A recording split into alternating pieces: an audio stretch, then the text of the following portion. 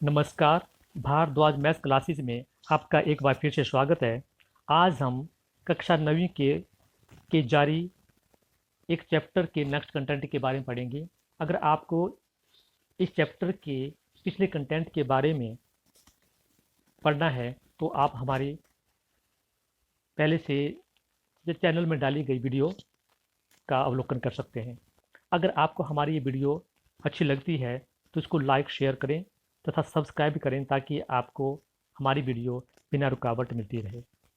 आज हम कक्षा 9वीं के अपने जारी चैप्टर बहुपद अर्थात पॉलिनोमियल के नेक्स्ट कंटेंट के बारे में पढ़ेंगे।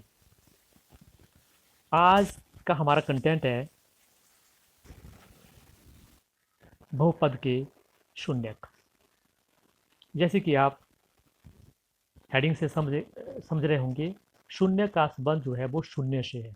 शून्य अर्थात जीरो से है। बहुपद के शून्य क्या होते हैं? बहुपद के चर के वो मान जिनको बहुपद के चर के स्थान पर रखने पर पूरे बहुपद के मान को शून्य कर दे, बहुपद के शून्य कहलाते हैं। मैं इसको थोड़ा सा और इलेबोरेट करने की कोशिश करूंगा, आप ध्यान से सुने। बहुपद के जो चर होते हैं, चर के वो मान जो कीमतें जिनको हम बहुपद के चर की जगह भरते हैं तो वो पूरे बहुपद की जो मान है, कीमत है, पूरे बहुपद को शून्य बना देता है। तो वो चर के मान ही उस बहुपद के शून्यक कहलाते हैं। इसको हम एक उदाहरण की सहायता से समझेंगे। मान लो मेरे पास एक बहुपद दिया गया है, पी एक्स बराबर है एक्स का वर्ग न 2x। सबसे पहले आप यहाँ पर थोड़ा समझे कि यहाँ पर p कुछ नहीं है। p सिर्फ इस बहुपद का जो दिया हुआ बहुपद, इसका एक नाम दिया गया है p। जरूरी नहीं है कि आप यहाँ पर q इस्तेमाल कर सकते हैं, आप r इस्तेमाल कर सकते हैं, आप यहाँ पर s इस्तेमाल कर सकते हैं, जो भी आपको सुविधाजनक लगता है। इन सिर्फ बहुपद का नाम दिया गया है, बहुपद को इंडिकेट किया गया है। जो ब्रैकेट में x होता है या ब्रैकेट में जो भी हमारे पास इंग्लिश अल्फ़ाबेट होता है वो असल में वो चर होता है जिस चर में हमें बहुपद दिया गया है। जैसे आप देख सकते हैं कि ये बहुपद हमारे पास क्या है, x चर में है, तो उसको ब्रैकेट में यहाँ पर x होगा।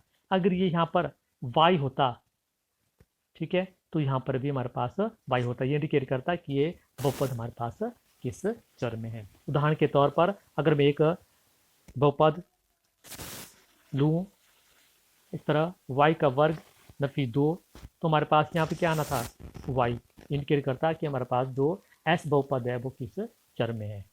ठीक है, अब बात करते हैं इसके शून्य की, कि इसके शून्य से क्या मतलब है और हम कैसे निकालते हैं। ठीक है, तो आप देख सकते हैं कि यहाँ पर हमारे पास चर क्या है, x है। अब x की कुछ कीमतें होंगी, उस x की जो कीमत यहाँ भरेंगे तो इस पूरे बहुपद को ये अगर शून्य बना दे तो हम कहेंगे कि x की वो कीमतें जो है बहुपद के शून्य होंगी। हम अब इन शून्य को कैसे निकालते हैं, इसके लिए मैं इसी उदाहरण को लेता हूँ। मान लो मेरे पास बहुपद है पी एक्स बराबर है एक्स का वर्ग नफी 2x। हम क्या करेंगे, x की कीमतें यहाँ भरते जाएंगे। आप मर्जी से भर सकते हैं, कई बार आपको दी होती है, नहीं दी होती है, तो अगर शून्य पूछा जाए तो आप x की कीमतें भर सकते हैं। 0 भर दें, 1 भरें, 2 भरें, 3 भरें, डैश, जिसके ऊपर इसके मान जो है शून्य हो जाता है। तो पहले भरता हूँ p0,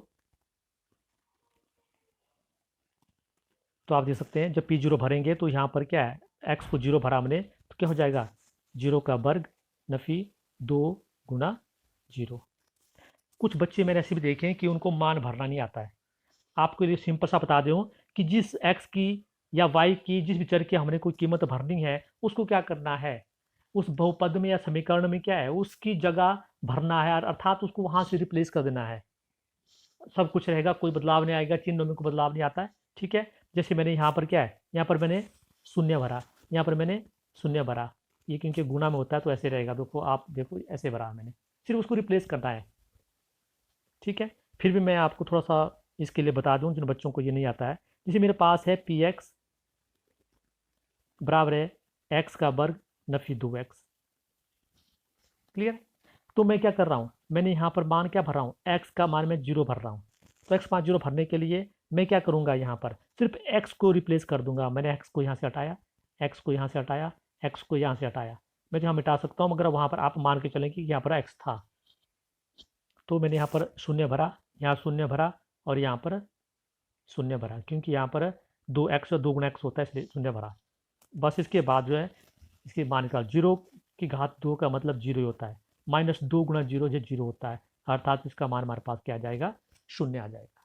तो कहने का मतलब है कि x का मान 0 के ऊपर इस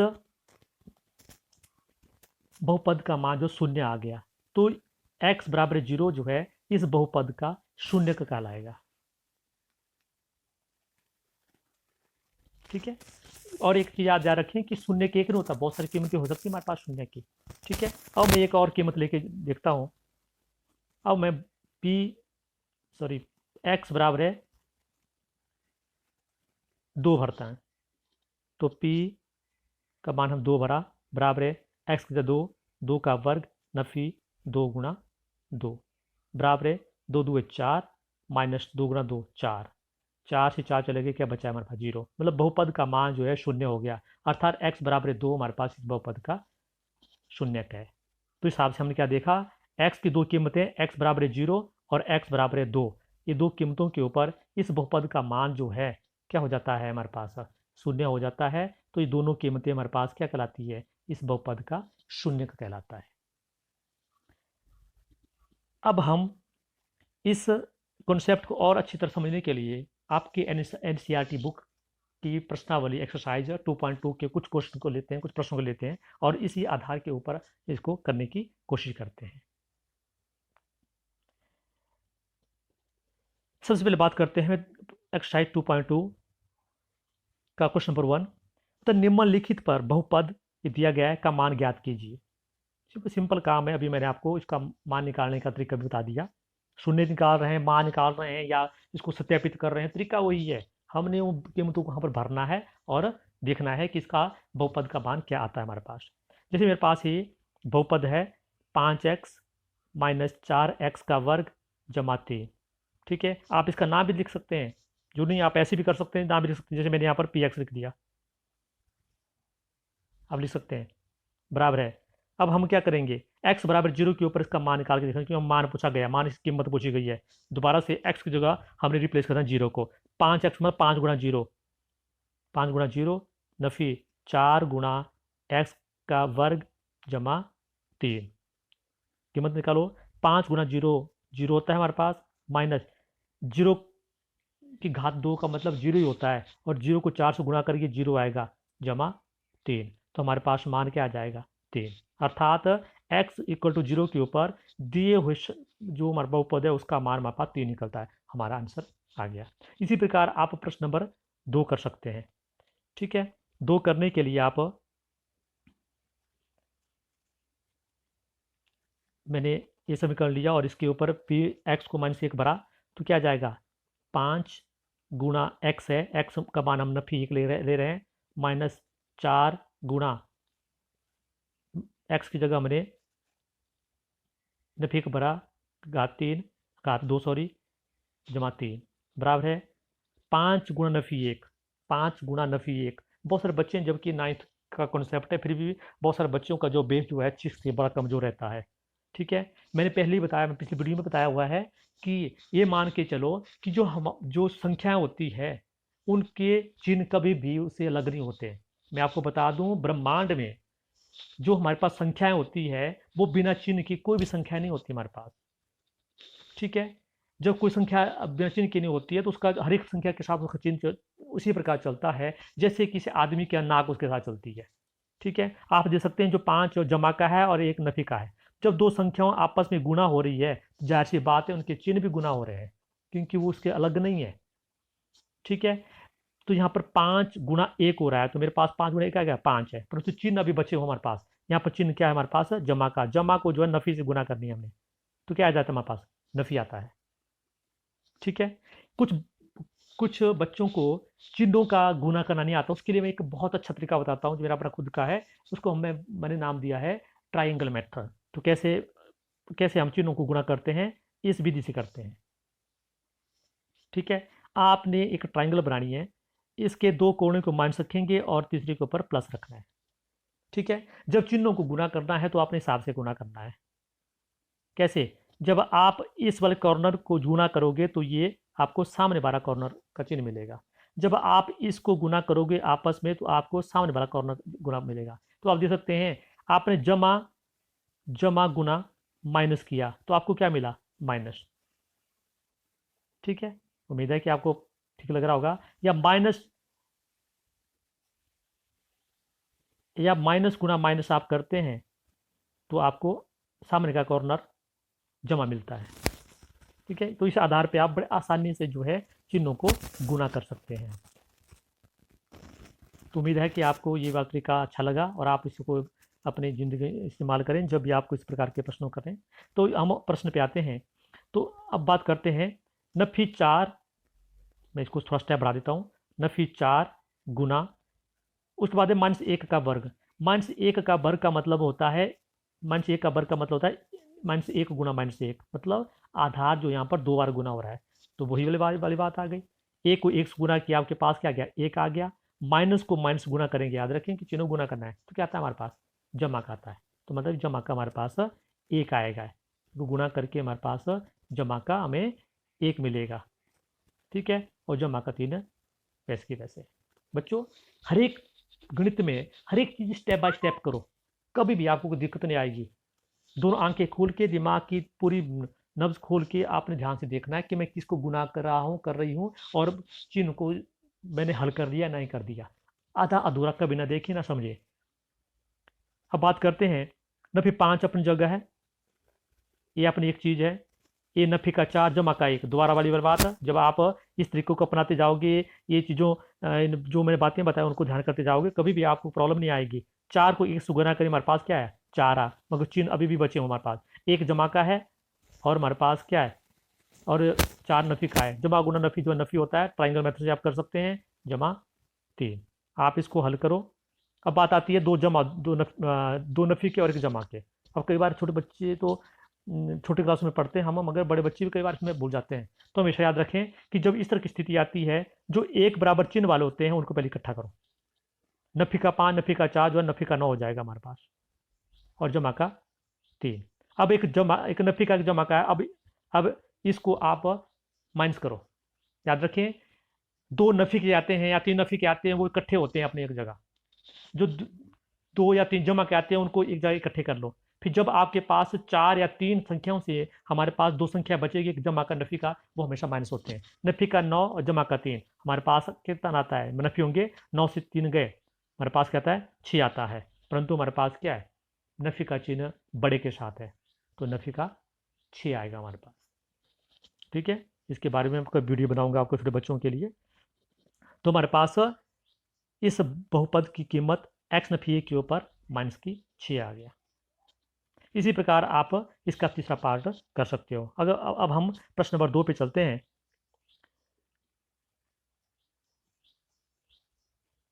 प्रश्न नंबर 2 है कि निम्नलिखित बहुपद में से प्रत्येक बहुपद के लिए P0, P1 और P2 ज्ञात कीजिए। क्वेश्चन वही है, सिर्फ उसको घुमाया हुआ है। यहाँ पर आपके पास P0 का मतलब क्या है? यहाँ पर जो है वो x का मान 0 है। P1 का मतलब क्या है? यहाँ पर x का मान हमारे पास 1 है। P2 का मतलब क्या है? कि यहाँ पर x का मान हमारे पास क्या है? 2 है। बस इस चीज़ का ध्यान रखना है आपने। ठीक है, अगर ये y में दिया गया है तो ये y होगा, ये अगर x में दिया गया तो x होगा। जहाँ पर y दिया वहाँ पर हम y का मान लेके चलेंगे इसको, और जहाँ पर t दिया वहाँ पर t का मान ये है, अगर जहाँ x दिया तो x का मान ये है। तो ये हर एक बहुपद में वेरिएबल के हिसाब से इसकी कीमतें हैं। अब बात करते हैं हम पहले सवाल की। यहाँ पर हमने P0, P1 और P2 निकालना है, अर्थात हमारे पास बहुपद है Py इजगल टू y का वर्ग नफी y जमा 1। आपने निकालना है पहले P0। P0 आप देख सकते हैं, जैसे आप P0 लिखेंगे तो जाहिर सी बात है यहाँ पर आपके पास क्या है? ये y की कीमत है। तो मतलब P0 का मतलब क्या है कि वहाँ पर y का मान 0 है, तो y की जगह 0 भर लो। तो 0 को घात 2 या 0 स्क्वायर नफी 0 जमा 1। आप हल करोगे, ये 0 आता है, -0 प्लस 1 बराबर है 0 में से 1 में से 0 प्लस करते माइनस करते हमारे पास 1 बचता है, हमारे पास आंसर है। इसी प्रकार आप क्या है, पी वाई बराबर है, हमारे पास है y का वर्ग नफी y जमा 1 है। अब हम निकालेंगे P1। P1 जब लिखेंगे तो आपको जाहिर सी बात है कि हमारे पास एक y का मान है, तो क्या लिखेंगे आप, a का वर्ग नफी 1 जमा 1 बराबर है, a का वर्ग हमारे पास 1 ही होता है, नफी 1 जमा 1। मैंने वही वाली बात की आपको, बड़ा अच्छा तरीका बताया मैंने आपको कि आपको जब इस स्थिति में आए तो आप यहाँ पर कंफ्यूज हो जाते हैं कि क्या करें, गलत करते हैं बहुत सारे बच्चे। तो मैंने क्या बोला है, जब 3 या 3 से ज़्यादा आपकी संख्या आपस में जमा नफी के लिए आती है तो एक बराबर चिन्ह को एक जगह इकट्ठे कर दो। तो आप देख सकते हैं कि ये एक हमारे पास ये जमा का है, ये भी हमारे पास जमा का है, तो दोनों इकट्ठे करेंगे, जमा का 2 आ जाएगा हमारे पास और नफी का 1 वैसे रहेगा। अगले स्टेप में करो, ये 2 जमा का है, 1 नफी का है, तो 2 से 1 गए, हमारे पास क्या बचा, 1 बचा, और चिन्ह हमारे पास क्या रहेगा, ये जमा का, क्योंकि बड़े का चिन्ह लगता है इसमें जब इस स्थिति आती है हमारे पास। तो ये हमारे पास P एक वैल्यू आ गई। अब इसी प्रकार हमारे पास, मैं इसका थर्ड पार्ट भी कर लेता हूँ, y का वर्ग नफी y जमा 1। अब अपने P2 निकालना है, तो जाहिर सी बात है यहाँ पर y का मान हमारे पास 2 है, तो 2 का वर्ग नफी 2 जमा 1। स्टेप बाय स्टेप करें, 2 का वर्ग का मतलब क्या था, 4 नफी 2 जमा 1। फिर से वही वाली बात आ गई, 4 यहाँ जमा का है, 1 जमा का है, पहले इसको इकट्ठा कर लो, 4 और 1 हो गया हमारे पास जमा का 5, नफी का 2 बराबर है, 5 से 2 गए हमारे पास आते हैं 3, 3 इसका आंसर आ गया। तो इसी प्रकार आप प्रश्न नंबर 2 दूसरा भाग, तीसरा भाग और चौथा भाग बड़े आसानी से कर सकते हैं इसको समझते हुए।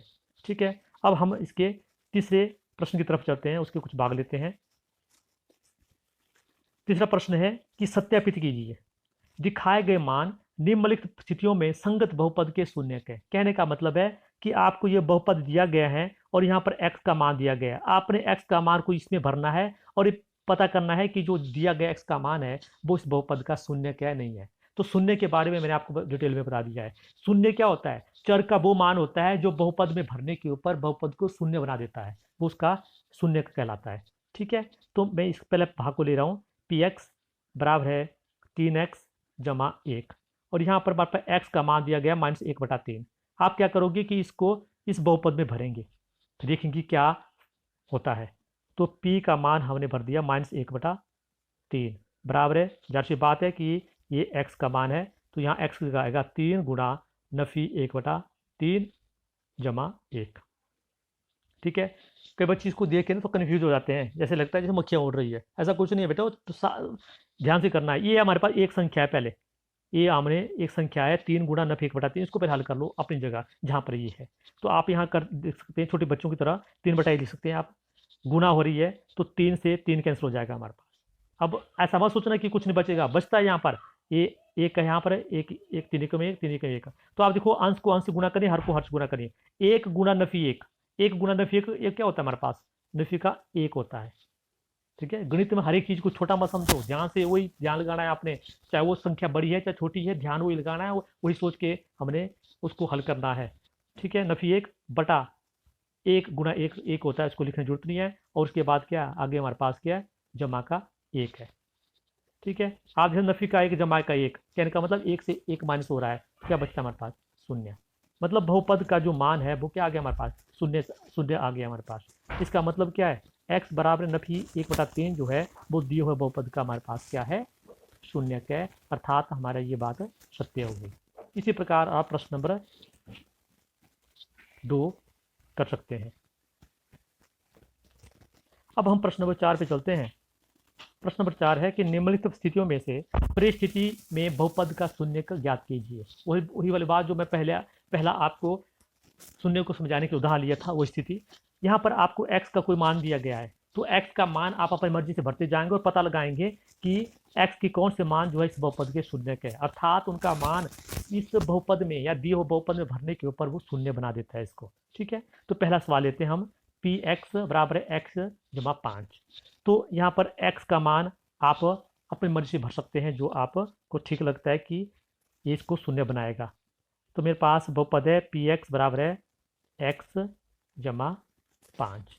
तो मैं यहाँ पर मान लेना हमने x बराबर है 0 मान लो आप। ठीक है, x बराबर 0 मान लेंगे तो p 0 बराबर है 0 जमा 5 बराबर है 5 आता है, अर्थात बहुपद का मान 0 नहीं आ रहा है, इसलिए x बराबर 0 जो है वो दिए हुए बहुपद का शून्य का नहीं है। इसी प्रकार आप मान इसके बदलते जाओ। x इक्वल टू 1 भरो, 2 भरो, 3 भरो, नफी 1, नफी 2। ठीक है, ज़्यादा मत भरना। अगर आप इस चीज़ की प्रैक्टिस करोगे तो आप जल्दी से पता लगा सकते हैं। यहाँ पर आप देख सकते हैं, यहाँ शून्य किसके ऊपर बनता है, जब मैं यहाँ पर x का मान नफी का 5, क्योंकि हमारे पास क्या है, जमा का 5 है, 5 में से 5 माइनस करूंगा मैं, तभी हमारे पास क्या है, ये शून्य का बन जाएगा। तो आप इस हिसाब से अंदाजा लगा सकते हैं कि वो कौन सा मान हमारे पास जल्दी में है। तो मैं x का मान क्या भरता हूँ, माइनस का 5। तो p माइनस 5 बराबर है x का मान माइनस 5 जमा 5 बराबर है 5 से 5 गए 0। बहुपद का मान, इस बहुपद का मान जो है x बराबर है 5 के ऊपर 0 बन जाता है। ठीक है, इसका मतलब है कि यहाँ पर x बराबर है -5 जो है वो इस दिए हुए बहुपद का हमारे पास क्या है, 0 का है। ठीक है, इसी प्रकार आप इसका दूसरा भाग और तीसरा भाग कर सकते हो। ठीक है।